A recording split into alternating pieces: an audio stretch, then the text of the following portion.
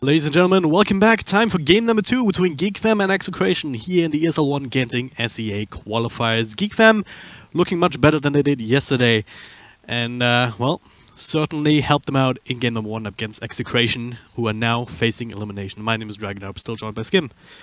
What are your thoughts so far?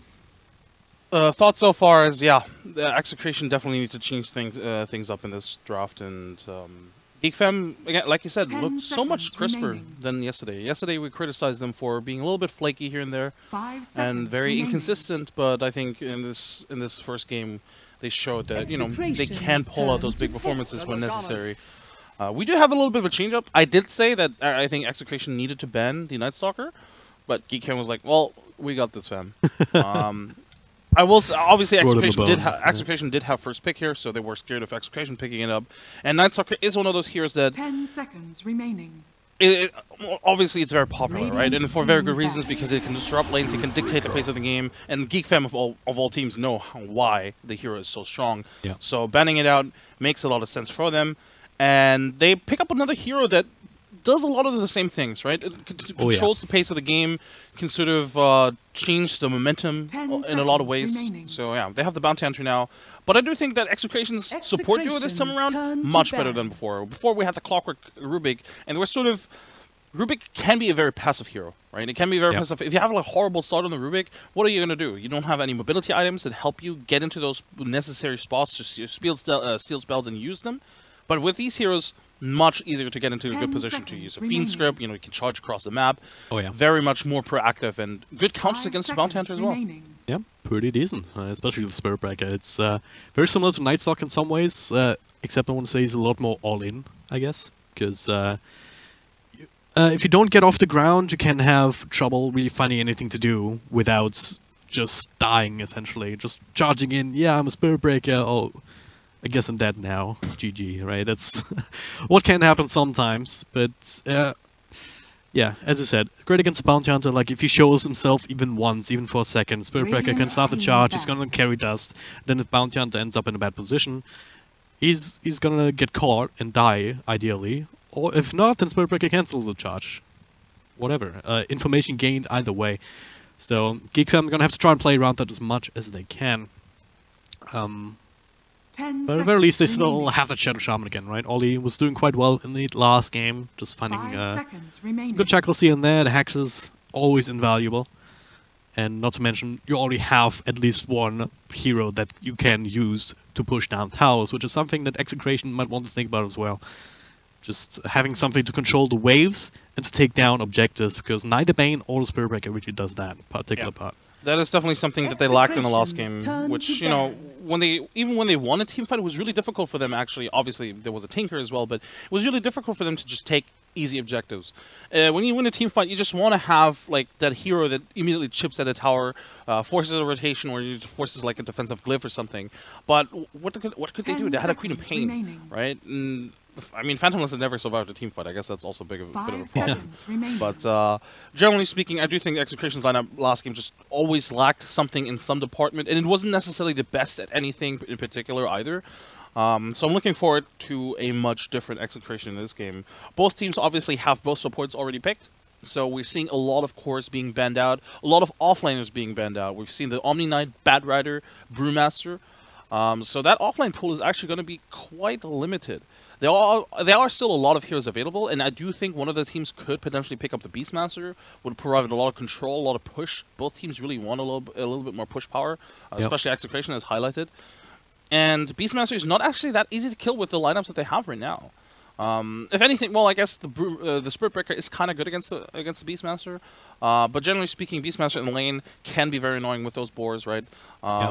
Or even with the Axes. Axes, these days with the change to the boards, actually, a lot of players prioritize the Axes more, because the board at level 1 isn't actually that strong as it was before, obviously because it's only one board as opposed to 2. So what they do is they prioritize Axes and the attack speed, and when they have, like, coupled with a support in that dual lane, really strong. Yeah. Especially since, the way how it amplifies the damage that you do with the follow-up attacks as well, right? So you get a lot of extra value out of the attack speed, which is generally not the case in earlier game things. Like, the only other reason why you would pick it up previously together with the creatures, like with the Call of the Wild, is to then eventually have that attack speed to push down towers with, right? But in this case, it turns into this extra tool that you can use to just bully, dominate, and pressure the safe lane without having to commit too much in other manpower terms, essentially, to make that happen, which is very valuable in this day and age, in particular, considering the state of the offlane right now. 10 seconds But remaining. yeah, not gonna be Beastmaster just yet for Execration anyway. Clockwork 5 seconds most remaining. likely gonna be that 3-position role instead. He has has a similar tool set, right? You can also keep the first wave dragged back a little bit with the cogs, and I don't know. Maybe they also want to go back to the old chestnut with the Clockwork Shadow Fiend, so that's a good setup for that too. To me, yeah, to me it shows that Execration are likely setting up for 2 potentially sort of like hard carries. So they have 3 heroes to really create that space to set up for kills. SF definitely fits that category, not only because of the like cute little play with the Clockwork, but in general because he's like a hero that just needs somebody to create space for him. Just go into the front line and he can just hit, right, and set something up for him. There's definitely, I definitely expect Execration to pick like 2 absolutely hard carries, one of which should ideally be a tower pusher. Geek Fam, they picked a very non-directive core, right? They picked a gyrocopter which doesn't say anything. Well, we can team fight now, he can take stacks, that's it. There's the Shadow Fiend, by the way. But yeah, Geek Fam now with the Darkseer. Again, they don't really commit to anything with these kind of picks, which I actually really like. They don't necessarily commit to anything. They have the push already from the Shadow Shaman. They have a lot of team fight now. And if they want to, they could go for a more mid-game aggressive kind of direction by picking up something along the lines of the Queen of Pain. Or if they want, they could double down on the carry aspect, right? They could even go down that route as well. So I don't mind their draft at all, but I do think that Execration lineup right now looks a little bit better, just because I think they have more sustainable control. They aren't really cooldown reliant, right? They don't need the wombo combo. They have very easy. I think they have a much easier way of sort of like laning this because they have very strong laners in the supports. Very difficult to kill, and they have the Shadow Fiend, who even if Geek Fam managed to sort of hold him down in the laning stage, we've seen today and yesterday how kind of pointless it is to a degree to kill the mid laner for the first 10 minutes. He can just go into the jungle and just farm a couple of stacks. Suddenly he's top of the net worth. Yeah. Kind of crazy how that came back, because I think I mentioned that yesterday as well, especially in relation to Shadow Fiend. That's the way. That's one of the reasons why he used to be picked, right? Okay, you can just raise down jungle stacks. Then his mana cost got increased on the raises. Then they added the magic resistance aura to the creep camps. But yeah, with all this pressure, with all this focus on the mid lane, just with the 2v2s, as it turns out in the first couple of minutes, time and time again, it's not easier, but it's more viable in comparison, if that makes sense. But yeah, we'll see what they can do. Juggernaut as well, good against the Darkseer. You can kind of sustain yourself with the healing ward, and if worse comes to worse, you can spin out. It's not the best, you still have issues if the Darkseer gets these levels. And overall though, he's also one of these heroes, or a hero that's not easy to kill. And this is this is true for, as you said, for all of them. Especially with the bounty hunter on the field, right? You want to be able to try and backstab somebody, get these kills. And Shadow Fiend in mid is still the easiest in the early couple of levels, but Bane will be able to offset that to some extent. And outside of that, I mean, you have the Darkseer, you have the Bounty Hunter, so you have these shenanigans with the Iron Shell and the Invis. But Juggernaut's one of these heroes, as I just said, he's not really vulnerable to that. So I really like this draft from Execration, much better than the last one as well. I agree. This is much better. It's, like you said, this lineup is really difficult to kill, and I like that Geek Fam aren't even trying to go for a mid-game aggressive lineup, because no matter which hero no matter which aggressive sort of mid-game controller they would have picked, none of them could have actually really set the pace as much, right? It's so difficult to, even if the Queen of Pain hadn't been banned by Execration, it is so difficult to just keep all of these heroes down, to kill them, right? It's so difficult to kill them with their lineup. So I really like this direction, going with the Medusa. They have a lot of ways to sort of protect the Medusa, or not really necessarily protect, but they sort of play around her, right? They don't necessarily need her. They could actually just smoke gank as like 4, right? You just go with the Shadow Shaman, Bounty Hunter, Gyrocopter, Darkseer, a lot of sort of teamfight control where you don't necessarily need to do so. I do think they lack in terms of defensive abilities. That's, I think, something that I don't like from Geek Fam. The fact that they don't have like a Wyvern, like a Dazzle, like even like a Shadow Shaman, Shadow Demon, like, for defensive disruption, right? Yeah. Their one defensive spell is Surge. I guess that's it. Sort of, yeah. Yeah. So I actually favor Execration's lineup here a lot, and I wouldn't be surprised if they won, just because I think this lineup is, or their lineup is much easier to execute. They don't need to hit a certain timing. Yeah, the Dusa is scary, but their heroes scale really well into the mid game and the late game as well. And again, the lanes are much easier to execute because it's very straightforward with the Spirit Breaker, with the Clockwork, with the Bane. 30 seconds to battle. I mean, for the Radiant, I feel like the Doxier might not even have that good of a time against the Bane, against the Juggernaut. They're very sustainable in lane. Right? Yeah. Well, we like this idea here. That's not only what you do against this Shadow Fiend trick, right? I mean, the other team will spend some time in the base, do this thing. He's up to 13 souls. It's very much acceptable. Then it just The battle begins. missed two. Yeah, he did, but still, it's still a good point. And then what they would do is just make up, go this way or on the other side this way towards the rune. So what the Radiant did, what Geek Fam did here, was set up in that area to try and intercept him, get the kill on Shadow Fiend, to just mitigate that zone advantage immediately. But nice play there from Spirit Breaker, just scouting that rotation out as it happened. So Gabby will be just fine without that. Still has to deal with Bounty Hunter lane for the time being. By the way, the Radiant or Geek Fam, I guess, they... Oh, Gabby? It's actually dead here. The charge coming through, but yeah, okay. he's dropping pretty low, but he should survive this. In fact, they might turn it around on the Bounty Hunter? No. No. Just not in range, really. They did change heroes though, right? I mean, Xuan initially picked up the Medusa. Now See, that's the point I was trying to make. He actually picked up the Gyrocopter initially, then he swapped to the Medusa, and now he swaps back. I think they weren't exactly sure who they wanted to match up against the Shadow Fiend. Yeah. I do like this, just because I think the Medusa is ultimately their win condition, and Gyrocopter isn't. So securing the farm for the Medusa is more important, and mid lane. Looking at bottom lane right now, Clockwork, he's still being shackled up, super low, and he will be the first blood, especially with the last like coming in from Ollie. He's trying to bait it out with the charge coming through from Lumik, but there's only so much that he can do with only level 1. Doesn't even have the badges to throw out. Mid lane, Gyrocopter dropped really low, was forced to pop himself, and this is actually pretty dangerous scenario now, territory now. Gyrocopter is level 2, the SF isn't, so this might just be a kill. Yeah. He is very dead indeed, and Total Lord's not a whole lot that he can do on his main.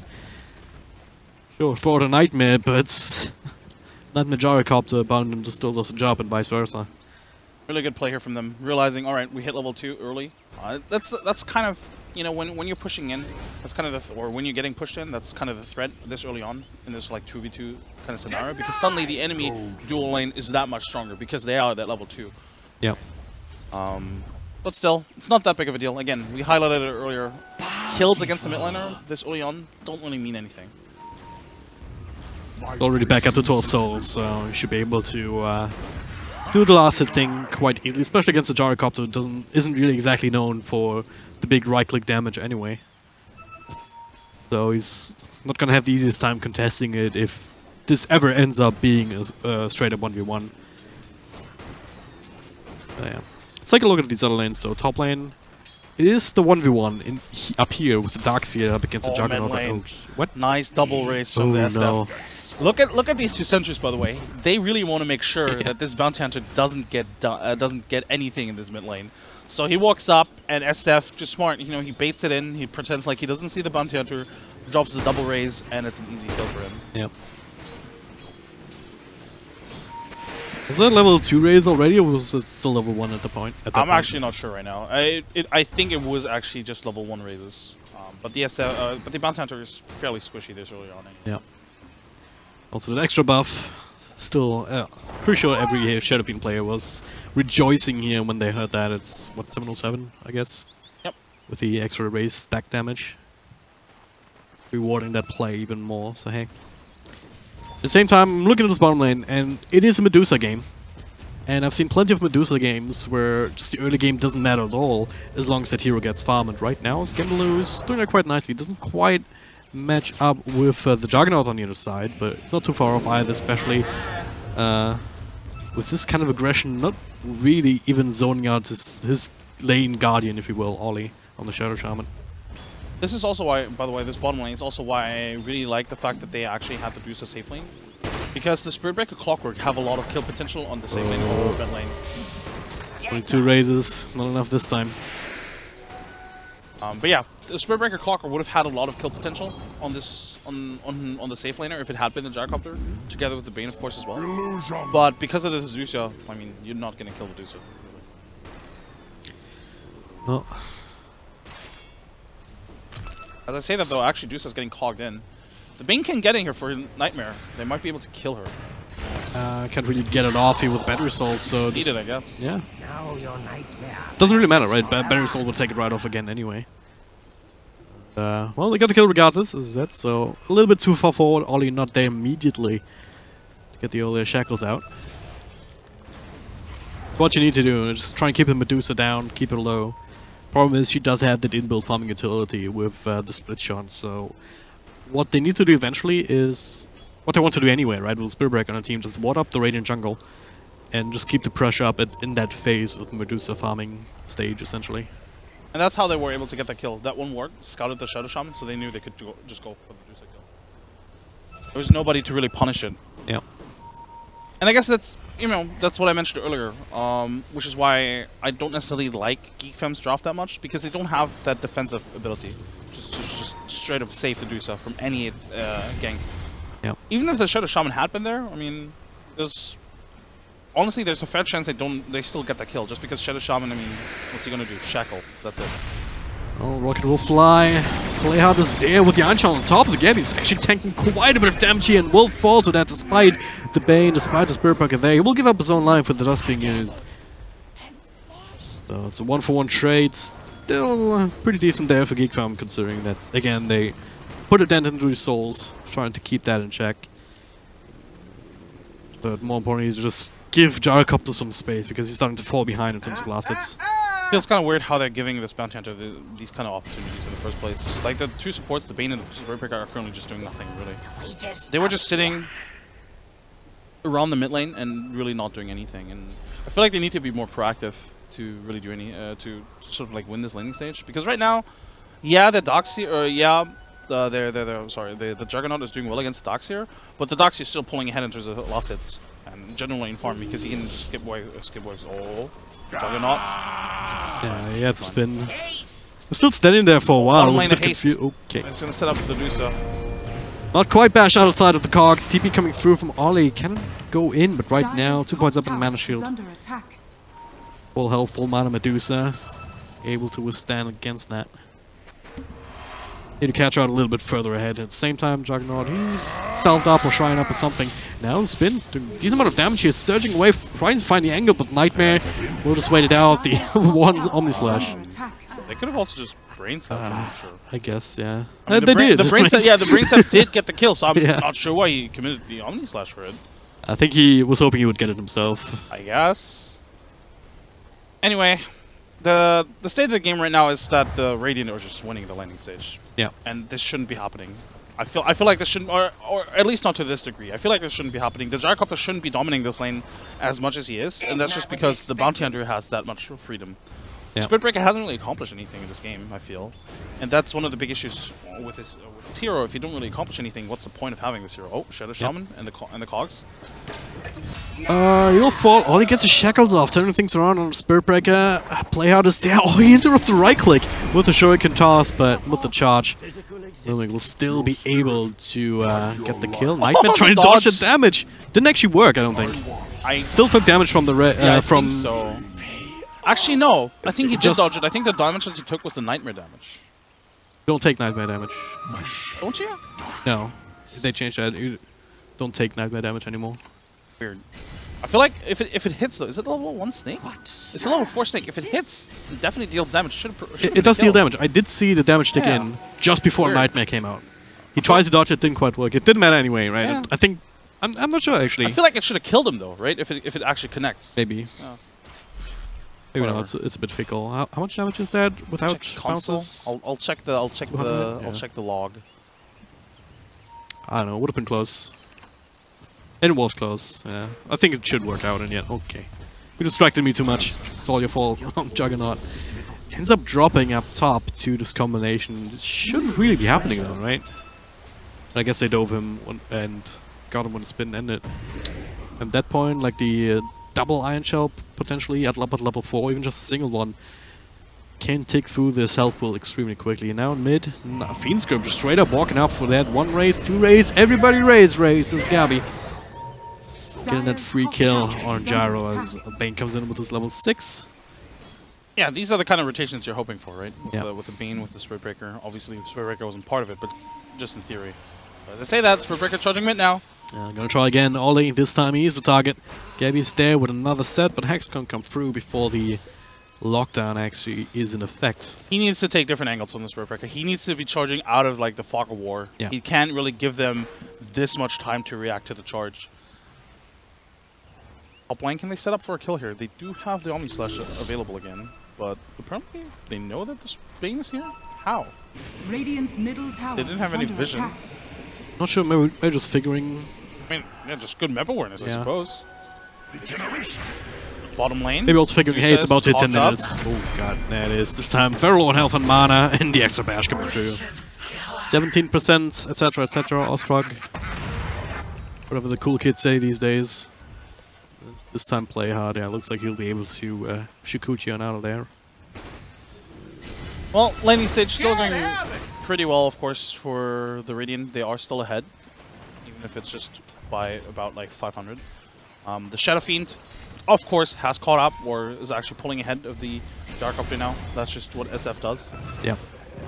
He obviously has much better flash firing potential early on, because Gyrocopter, even though he has Flag Cannon skilled up, it obviously takes more time to actually kill stacks, as opposed to Shadow Fiend just raising down a couple of those stacks. So You often see Gyrocopters even commit the call down for that. yeah, exactly. Radiant But do they even have stacks? I feel, Not really, right? even if they did, this Gyrocopter is going to play a little bit differently, I think. Yeah. I mean, they have to Dusa. Dusa is the win condition for this team.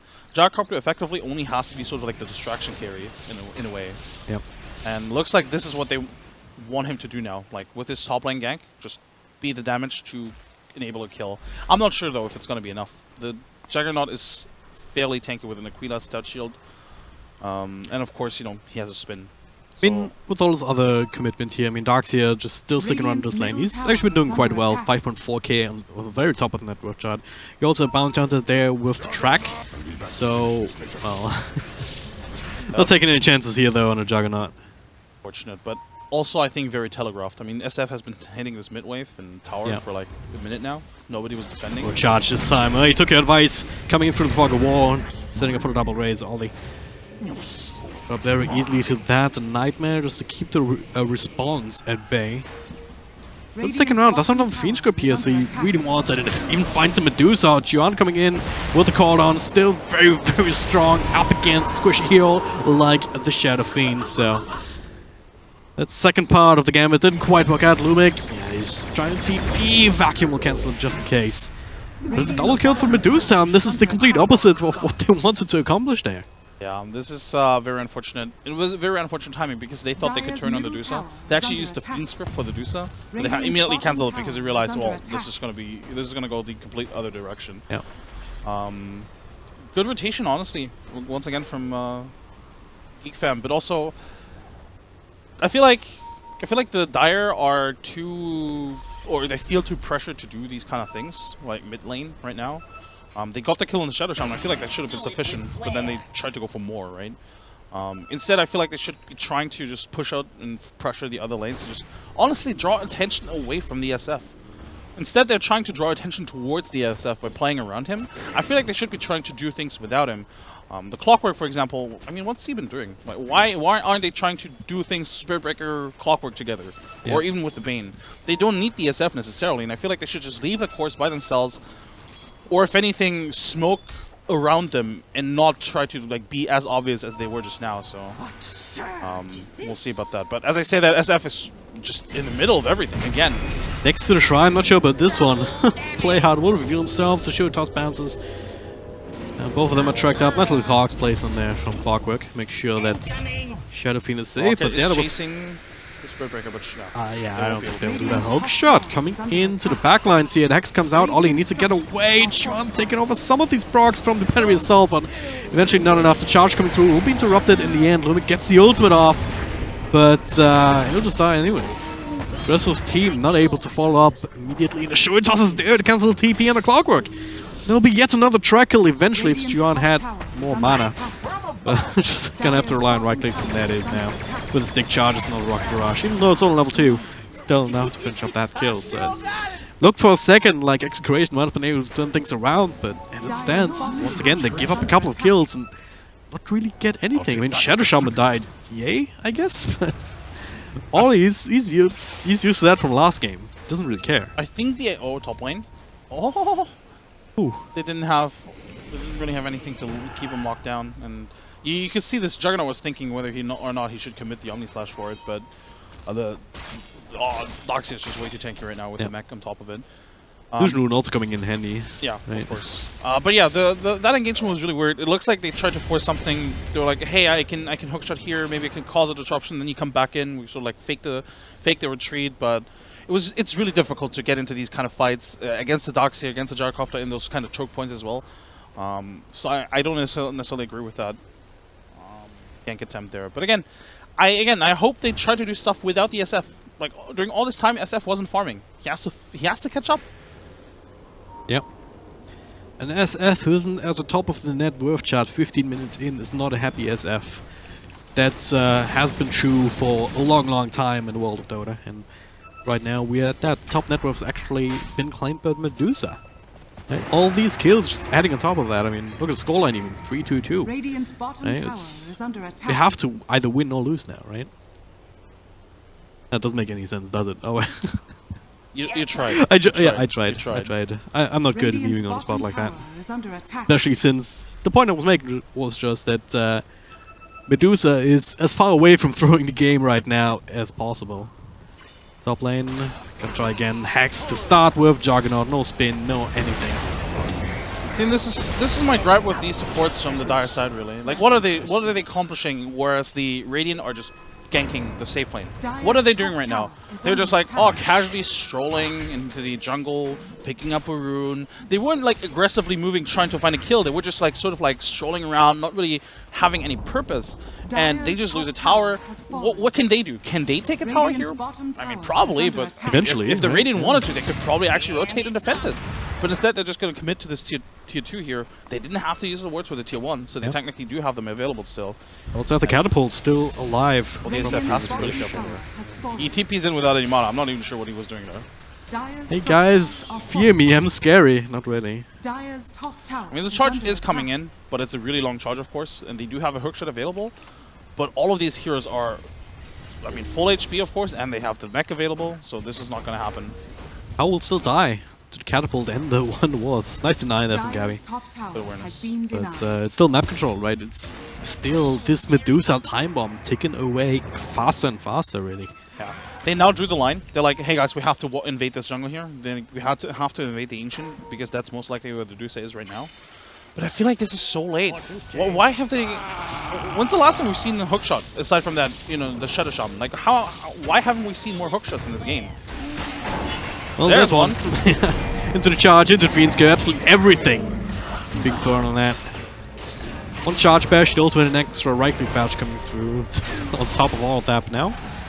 Turn potentially here from Chuan, but call down. Kind of off the mark for the most part. Another double bash, alright. Alright, Lumik. Still not enough to secure the kill, I believe, even with the own charge. Layout will be fine. Yeah, worst case scenario, you have your own charge as well. Yeah. But yeah, that was the right move that you were going for, right? Get a kill, and in this case, you're in a position to bring down a tower, just with all of them being there and a creep wave coming in. And I hope this encourages Execration to just go for more plays like that. Yeah. Right? I feel like it should be fairly obvious right now how much burst or how much kill potential they actually do have with just 2-3 heroes, without involving the SF all the time. They didn't need the SF for this kill. They actually didn't even need the Juggernaut for this kill. Yep. Well, they kind of did, I guess, but it was also the Medusa. If they pick any other target, probably don't need the Juggernaut either. Yep. So I hope that going forward that, you know, once the hookshot is available, 8 seconds, they just try and go for more kills like this. Yeah. But as I say that, look at how they're positioned. The Spirit Breakers, like in the bottom lane, they're walking back to base. Why is he walking back to base? He's almost full HP, almost full mana. Why isn't he just having the courier ship out stuff to him? Instead, he's walking back to base. You have the Bane farming up. Why is he farming up? What item is he aiming for? I feel like if they just smoked up, ganked, applied more pressure and bought time and space for the SF and the Juggernaut, they would accomplish much more. But instead, the SF now mid lane, he's just sitting there waiting for the wave to come in. Yeah. Sort of can't really do anything. Not really all that efficient. I mean, yeah, spending a lot of time as S5. I mean, in all fairness, Geek Fam was also doing that as 4 for the most part. Medusa just hanging around in this jungle area, farming up, doing all of that. Thing is, for Geek Fam, it makes sense in that scenario to be grouped up like this because they didn't see the supports. You don't see the supports, so you have to stay together because you know any support that isn't like the Bounty Hunter and Shadow Shaman are food. Right, so they have to stick together. Ideally, sit behind the core as well. But I feel like honestly, it's not even warranted at this stage anymore because Execration hasn't really been that threatening. As I say that though, now finally, Clockwork and Spirit Breaker grouped up together top. Yep. Unfortunately, there's just no target right now. They'll still secure the tower at the very least, so chasing them away. Meanwhile, charge coming in towards the bottom lane. Yes, that was being crushed by Geek Fam. Ollie was the target of choice, but Playhard coming from the other side. There's also an interception. The Yule Scepter actually coming through, almost blowing up the Darks here. Does get the vacuum wall off just in time before another race finishes him off. The other Phoenix Curve into another ultimate. On to the Bounty Hunter coming in to try and help. They do trade for the Clockwork. Wall's being committed. Omni Slash is help make that happen. Okay, it is onto Medusa here, diving a couple of slashes onto the pre-wave here that was just randomly there. With triple kill from Medusa, but the spree will be claimed finally here with the help of spin damage and ridiculous amount of work. And now Ollie's still just running around like a headless chicken, trying to do whatever he can. Play hard, coming back into this fight actually, trying to turn things around. Nice little positioning there for the healing wall. So far, keeping the Juggernaut alive before it's finally being claimed. Another track, giving that extra bit of movement speed. He should be found eventually here. So a couple of track kills coming through. Medusa dying. It's still a good fight for Geek Fam. Yeah. They killed the SF, they killed the Juggernaut. Yeah, you lose the Medusa, but the Medusa before she went down got like a triple kill. Yeah. So totally worth it still. It honestly started out really well. I do think that the buyback from the Bounty Hunter was pretty good. Obviously, getting the without it, they don't get the Juggernaut kill, so that was pretty important. But in general, this Gyrocopter has been playing really well. I really love the itemization as well. He realizes that right now, the most damage they can do is just with his spells and his positioning. So what he does is he will force stuff, right? Yeah. To get him into a better position. Obviously, he's going to turn it into Hurricane Pike at some point. But still, it allows him to have more mobility to get into that fight. If he didn't have these items, he wouldn't have been able to join the fight as quickly as he did, by the way. Yeah. So, I don't know. I feel like if you're Geek Fam, yeah, it sucks that he kind of, lost the Medusa there, but at the end of the day, you still sort of came out on top. Yeah. The only reason they get this kind of network advantage there was because of the killing spear on Medusa and the buyback taking a bit away from the total here from Geek Fam. So yeah, that's the thing. Gyrocopter, even though you don't have the crazy kind of network on him, he's still having a huge impact. Darkseer as well, getting the vacuum wall off just in time. Like, he only has Guardian Greaves as well. He even has 1,000 more gold than his own Gyrocopter, and this is also not something that that you can ignore. Right? If that fight will also look very different if he didn't get picked off when he did. And if he's there to just provide the Guardian Greaves at the same time, just keep spamming out surges and iron shells and vacuums. Maybe not vacuums would be crazy cooldown, but you know what I mean, right? Right. But now this Aegis. Not going to be uncontested here by the looks of it, but will they be in time? The dust coming through catches them. The hook shot in the backlines here. The charge coming through into the Fiend Skip. Again, the Medusa isolated from the rest of the team. It is a big deal indeed. The Guardian Greaves vacuum walled everybody, but no instant follow-up. No way for Medusa. Not enough mana for the ultimate to come out and slow everybody down. Yeah, if the Gyrocopter had been there, they could have been able to sort of make use of that. I really like the play from Ollie here at top. Immediately applies pressure to the top lane. Yeah. Forces out a TP back, so despite them taking the Medusa kill and the Aegis, they can't immediately really get an objective. They at least force the support back, and they actually almost get this tier 3, so that's pretty huge for them. They will likely lose this tier 2 tower, but you couldn't contest this anyway, even with the wards. Oh, Say that actually, they're gonna fight. get rid of the track. The vacuum only catches Juggernaut. He spins it off. Call down. Gonna slow him down at all, but they're still keeping the tracks up. They have the surge onto the Bounty Hunter. No track quite coming through. The Manta style just ready to dodge it out anyway. I'm surprised, because if you're the Dire side, you didn't really commit anything to that fight. Yeah, you used the Fiend script. That's like the one big ultimate, I guess, that you used. But I guess it's that ultimate. But you don't need those ultimates to really fight into the Radiant. So I feel like they could have tried to fight there, but at the same time, I guess Spirit Breaker and Bane weren't really in position either. But still, they have a lot of... this is the difference between this game and last game. They have the sieging power. They have the tower pushing power, which they didn't have before. Well, Medusa back from dead, ready to take over the front line. Maybe we can even see Stone Gaze here, but they're already running away very, very fast. But vacuum, nicely done there to cancel that charge. Lumic, not the biggest kill in the pond, not the biggest fish in the pond to kill, I guess. But well, with a track hold, any fish can be huge, that is true. right? That is true. It's like what, 500, 600 gold swing or something in total? It was just one support kill. Yeah.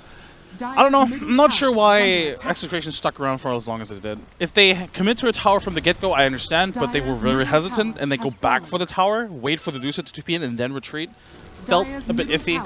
Yeah. And now they're pushing the tier 2. Wards are available again, so I don't know. This is not a good positioning for Execration right now. They can't really fight into the Dusa.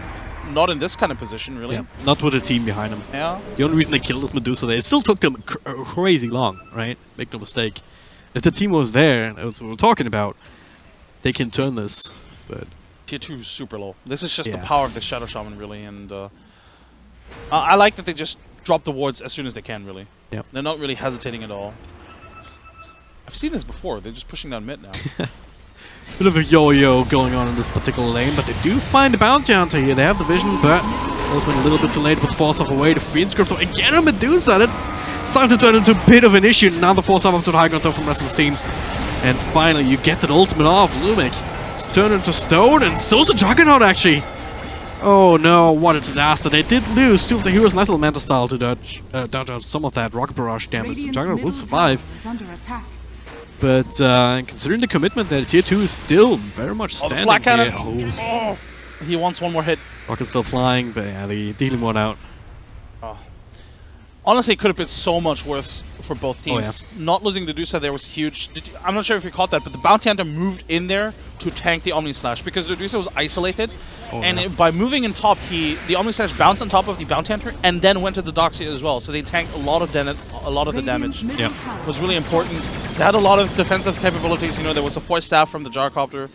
It was a really good attempt from the Dire, by all means, but also, of course, the wombo combo from the Radiant was so huge. Juggernaut, what are you doing there? Doesn't spin available, so the Rocket will not stun him up, but might very well decide to commit for this kill here with the call down. Yeah, that'll trigger the Aegis for sure. Nightmare taken over, or still in on top of the play hard, but now the hookshot coming in up with the 5 heroes.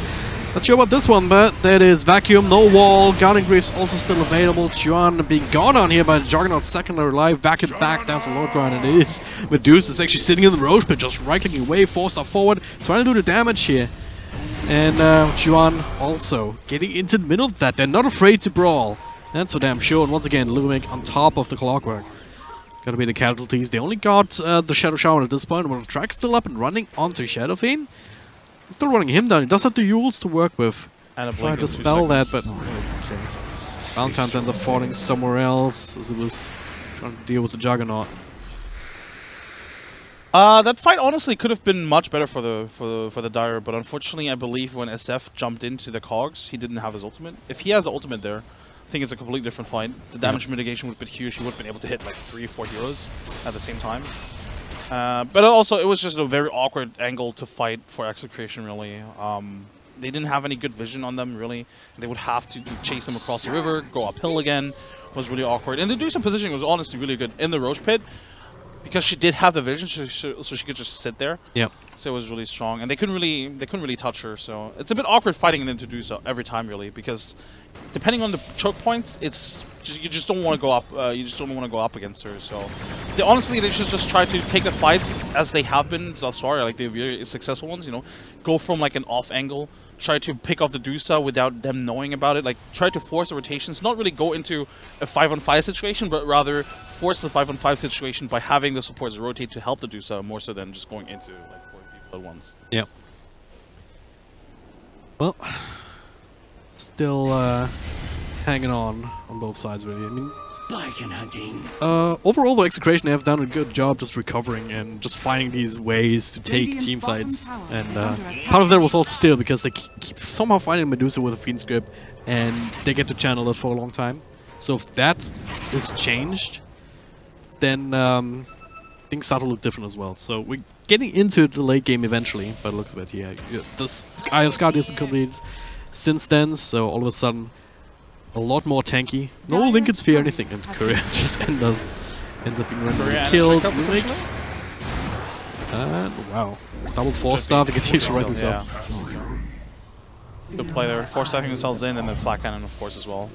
So a lot of gold actually.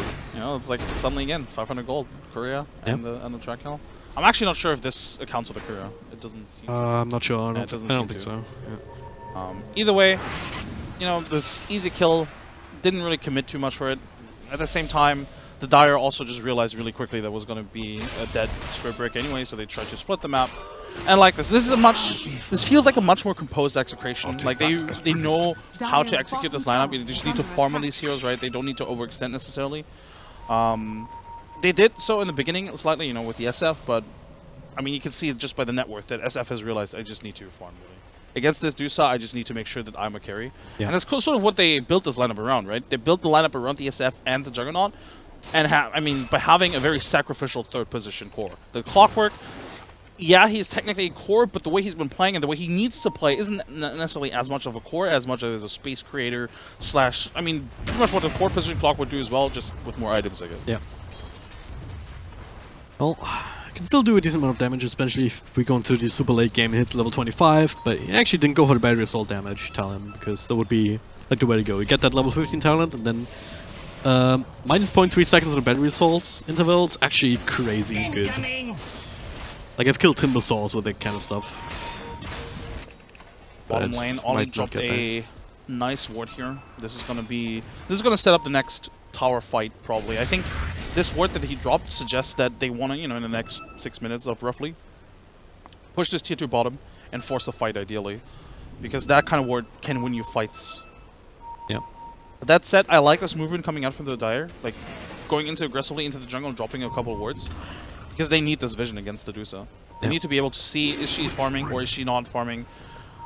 To say that though, might sacrifice the Spirit Breaker for this. Yep, most definitely. Gonna fall. I mean, farm or play hard. He was looking for Clockwork here. He must know that he's carrying the gems. So it's like, hey, that's a prime target right now for the bounty hunter in particular. 900 gold for one Spirit Breaker. Crazy, because it's spread across everybody. It was like a 5-man track kill.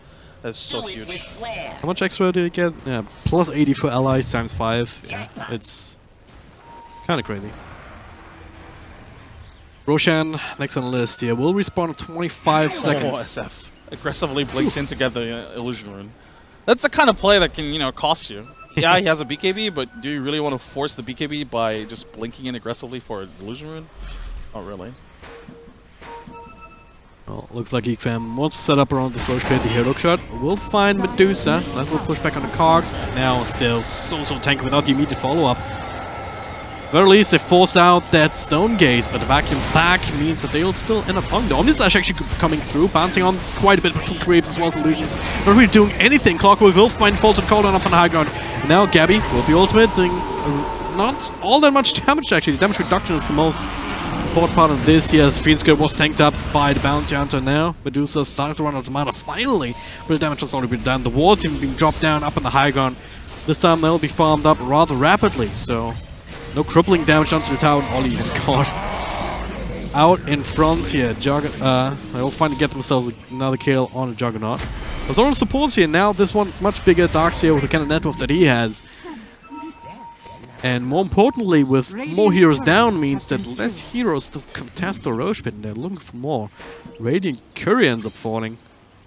Nothing on it. They want the big prize. Well. They want Medusa. The charge coming through. They also have the Juggernaut there. Oh god. That just turned from decent to absolutely disastrous for Geek fam. Absolutely disastrous indeed. And look at the gold swing.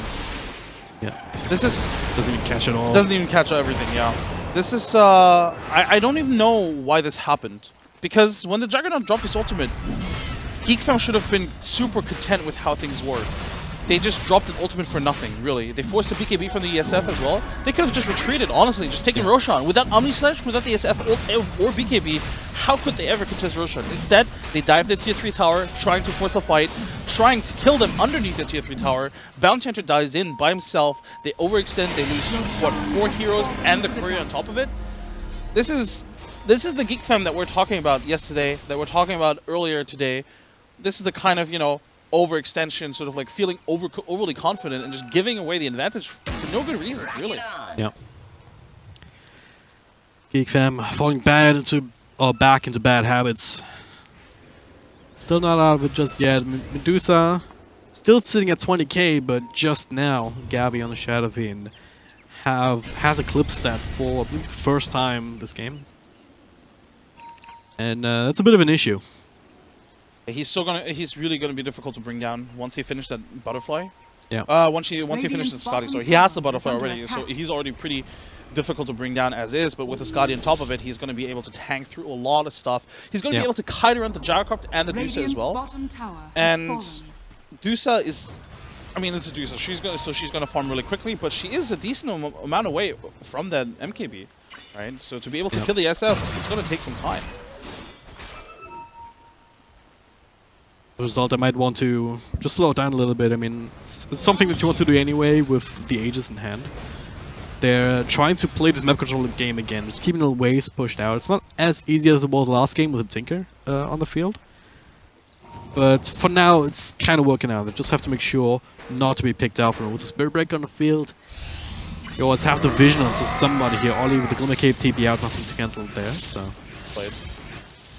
Heads up play, for sure. They really cannot afford to lose any heroes right now. Yeah. With the Aegis, if they lose any hero, that just sets up Execration for a tower push. So what they need to do is just spread the map, push out the waves as much as possible, and just try to avoid getting killed.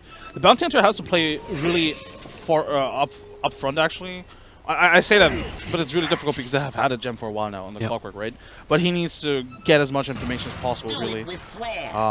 They have to wait out these Aegis, I think. I say that obviously Execration at some point is going to push probably with the Aegis. I hope so anyway, because that's kind of what you have to do with the Aegis. Yep. But they have to wait it out, and they need to make sure that ideally they get the MKB in time for that fight. Because that next fight could potentially spell racks for either team, really, depending on how it goes, right? Yeah. So this is going to be a huge one. Well, Age is going to be expiring in about like 2.5 minutes. Still have the cheese even beyond that. Yeah. Looks like they're setting up for a top power push. Gabby? Trying to bait a little bit? I don't know. But, ooh, that hookshot hits. Maybe that turns into something. For sure. The Bane was close by as well. With the Ether Lens Force Staff, he can always get, or even in most cases, he's going to get in range for Fiend's Grip. Looks like the Radiant don't even want to contest the tower. I like this idea a lot. Yeah. But as I say that, I feel like the Dusa should have been more aggressive pushing down this mid lane. Yeah, there's a chance of the Spirit Breaker charge, but I feel like they need to push out the waves more right now. It's only Chuan here down in the bottom. Also TP back already. They need his influence in these team fights. On just defending the push, just drop down, random call down, or flat cannon to get rid of the MKB done, by the way, on the Dusa. Alright. So this is available for that next fight. Though I'm not sure Execration are going to look for this fight. Yeah, the Aegis is going to run out, but I think they're content with it running out. Because they've sort of already accomplished what they wanted with the Aegis. They got the tier 2 because of the Aegis. So I feel like they're very much content. They also still have the cheese on the Juggernaut. So it's not like the rush on full was for naught. Yeah. And once again, it's worth remembering that they've lost game 1. So if they lose this one, and at this point, one little split up. Okay, that is Ollie dying. But yeah, one slip up, like one mistake, can just cascade, especially here, since we're starting to head into the late game. 50 seconds scenarios. Shaman. Yeah. They can just push in mid now. Exactly. They still have the Aegis for another like minute, I think. Yep, 40 seconds until it's expiring. But yeah, case in point, right? One pickup, even on the support hero like Shadow Shaman, can have serious ramifications right now. For now, hitting ward, it's ridiculous. Yeah, back into the wall. Gabby has to retreat through that. And I guess Nightmare and Medusa, nobody else is taking it off. See, the thing is, if you're Execration, you're honestly pretty fine with what just happened. Again, yeah, you get the kill and you get a little bit of tower damage, and you force out the wall, you just fall back, lose the Aegis, that's it. Yep. I think you're pretty fine with this. You just wait for another item. MKB on the SF is going to be really important. I'm not sure they really wanted to fight anyway without the MKB. Without the MKB and the SF, it's really difficult to bring down the Medusa, really. So I feel like they never really wanted to fight, and instead just tried to always just bait and force Geek Fam back, right? By pushing that mid lane, they make sure Geek Fam can't push out any other lane. So the game will go on for a little bit longer. MKB also in the works now for Shadow Fiend, of course, with a Butterfly online for quite a while for Medusa too. They have to counter each other out with that. I feel like he could have actually built into a Bloodthorn. Bloodthorn, yeah. I think a Bloodthorn would have been really strong in this game. Especially without any defensive items on Medusa, exactly. in terms of Lincolns and BKBs to disable that. I mean, if you're the Lincolns, I realize that you don't really want to do it in this game because Bane itself has like 4 spells that can trigger it. And then you also have the Spur Break, you can just get rid of it whenever he wants to, essentially, with the charge across the entire map. So it's not really all that valuable in terms of being able to keep you safe. But eventually you might have to consider BKB. I think if you're the Medusa right now, I think you have to rely on your teammates to save you. With defensive 4 stars, with just disabling the opponents. I don't think you can afford to go into the defensive item right now. So I support the decision making from the Medusa so far. But yeah, maybe down the line it is going to be an issue. But we'll see about that, I guess. I do think, really, the more I think about it, I think the SF should go for Bloodthorn. It's just so much more damage as well on top of everything. Yeah.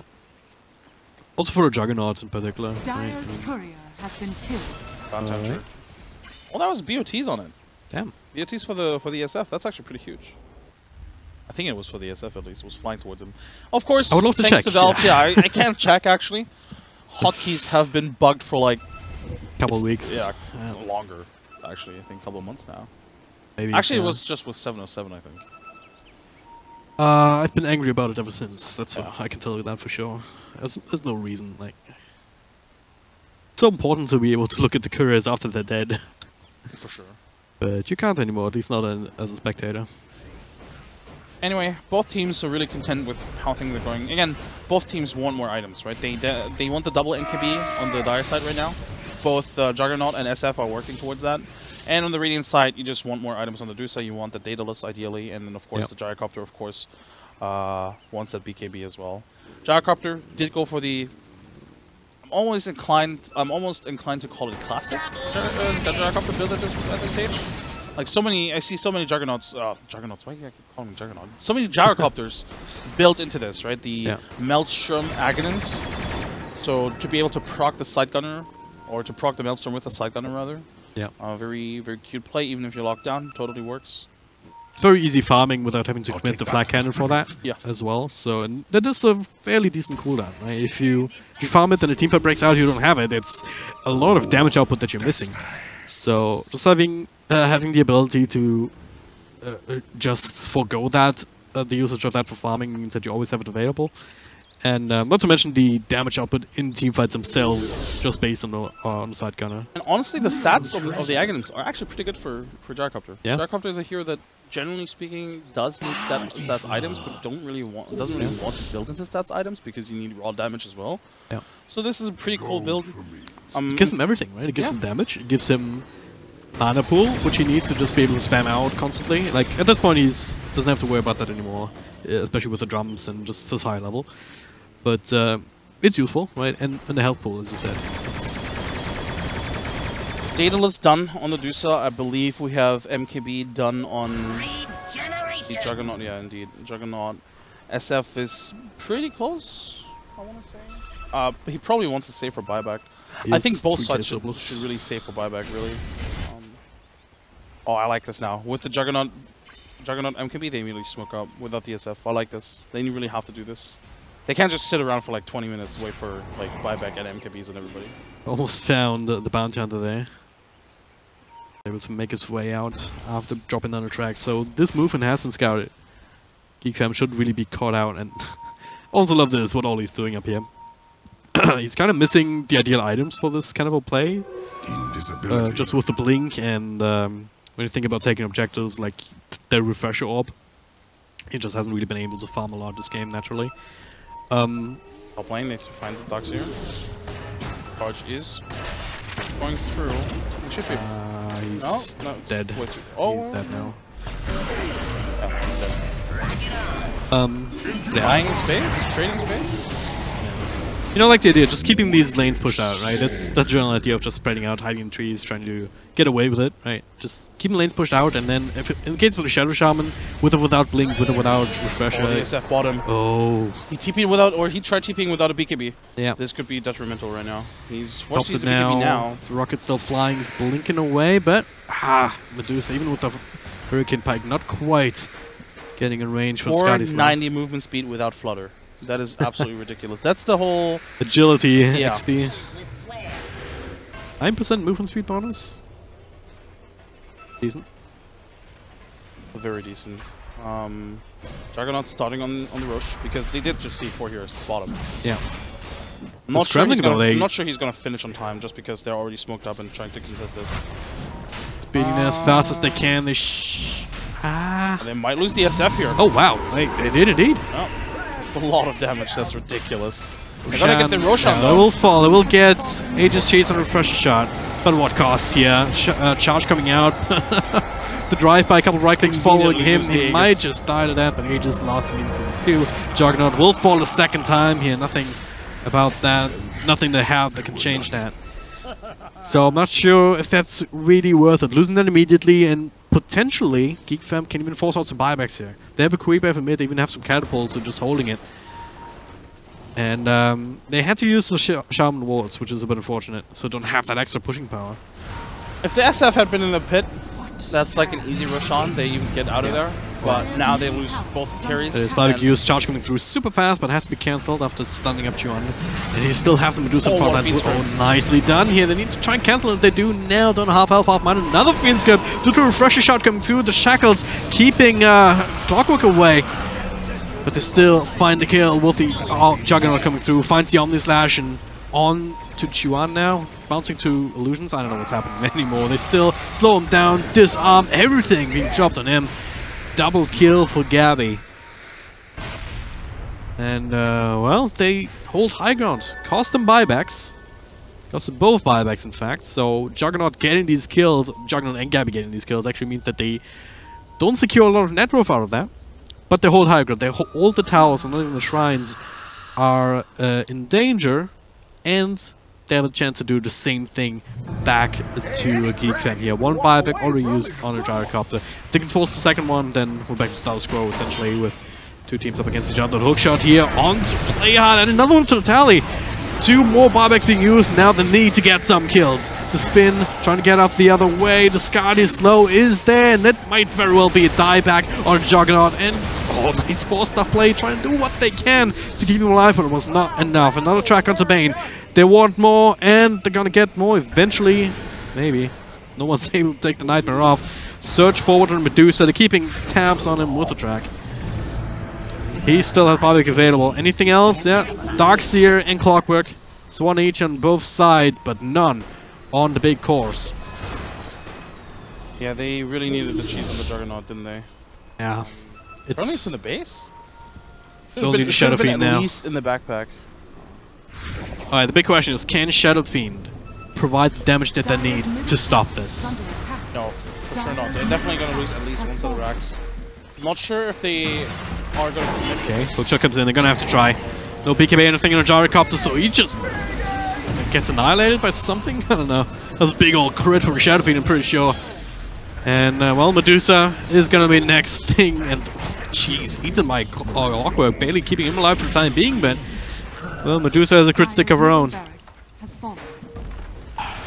They have very similar item builds, actually, all things considered, but yeah, with Bane being down for the count, last buyback being used that they have. Oh, the SF shackled. Shackled on the SF, he's gonna die back too! He is dead, the rest of the team is as well. And late game Dota, it strikes again. You tumble once, you drop one too many heroes, you die back once on your core, and you lose the entire game. Mistakes have most certainly been made in Execration. They cannot be happy about that. They're trying to get to grips with that fact right now. They're not calling GG, even though the game is most certainly over. See you faceballing right now. It is. It is one of these kind of situations, isn't it? Look, I don't want to take anything away from Geek Fam, right? I think they played fantastic. Really, I think they played really well, much better than we've seen them yesterday. But still, those mistakes, some like really actually bad mistakes, were still there, right? We've seen them still lose a couple of heroes for no good reason, right? That one mid fight where they just push high ground, or where they try to fight high ground, no reason to die there. But Execration, it's even worse than that, honestly. Yeah.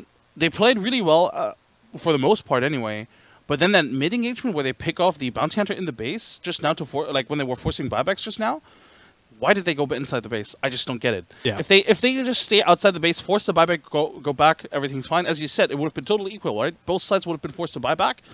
Totally different game, they can reset. But instead, they lose the Juggernaut, and then it's just over, effectively. Yeah. It is what it is. Execration dropping out of the tournament already. Geek Fam, well, they have some more ways to go. There's a semi-final left, and then the grand finals, best of 5. We'll find out who they're facing fairly soon, because we have one more game coming up right now. I say right now, I mean in about 40 minutes from now. That's when it's scheduled. That'll be Clutch Gamers versus Fire Dragoon. I'm looking forward to that one, and I'm also looking forward to following Geek Fam throughout the tournaments, because most likely it's going to be up against TNC, unless the 496 Vikings can somehow pull the upset. Yeah, SEA Dota, always love it, man. Always love it. Very entertaining. I will say it is worth noting that, again, Execration, they've been in a bit of a slump lately. Yep. RG Masters, they were definitely one of the worst teams at the event. They've since, what it seems to, I mean, at least in this game, they've had a stand-in with Bimbo not there, or Raging Potato, whatever you want to call him. Him not being there, so they definitely were struggling. They were trying something else. Just didn't work out, really. I do think that Geek Fam was 100% the better team today, but Geek Fam still look very vulnerable. I think that's the most important part to note. Geek Fam still look very vulnerable, so when it comes to TNC, they will be tested, and I feel like, I mean, we said this yesterday already. Yeah. But, right, against teams like that, you can't really afford to have that many mistakes. Yeah, that still holds true. I mean, they dialed down and out in this particular series. Right, they're on the right path. And if they can continue to do so, I wouldn't be too surprised to see them even punch a ticket to Genting themselves. It's a single elim event, single elim qualifier. Anything can happen, really. And TNC is not invincible by any means. Absolutely. All right, we're going to take a break. About 40 minutes. We'll be back with Clutch Gamers vs. Fire Dragoon. In the meantime, stay hydrated.